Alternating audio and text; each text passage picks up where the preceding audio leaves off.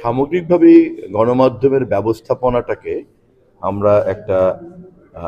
আধুনিক ব্যবস্থাপনার মধ্যে আনতে চাচ্ছি এবং সে কারণেই শুধুমাত্র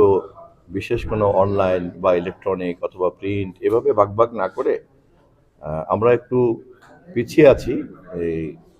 আধুনিক যে প্রযুক্তি নির্ভর বিশ্ব ব্যবস্থা এবং এই ইকোসিস্টেমের মধ্যে আমরা আমাদের নতুন গণমাধ্যমের মধ্যে যুক্ত হতে পারিনি এখনো।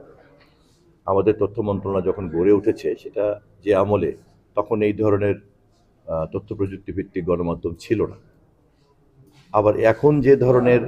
তথ্য প্রযুক্তি ভিত্তিক এবং নতুন কমিউনিকেশন টেকনোলজি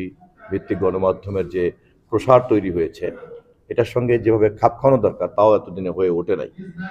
তো আমি কেবল দায়িত্ব নিয়েছি,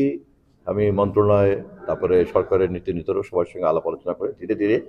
আমরা জনগণের কাছে তথ্যের একটা অবাধ সরবরাহ নিশ্চিত করা এবং সাংবাদিকদের সঙ্গে বা সংশ্লিষ্ট সকল অংশীদারদের মতামতের ভিত্তিতেই আমরা একটা জবাবদিহিতার পরিধি প্রথমে নির্ধারণ করব, তারপর সেই পরিধির সীমানার মধ্যে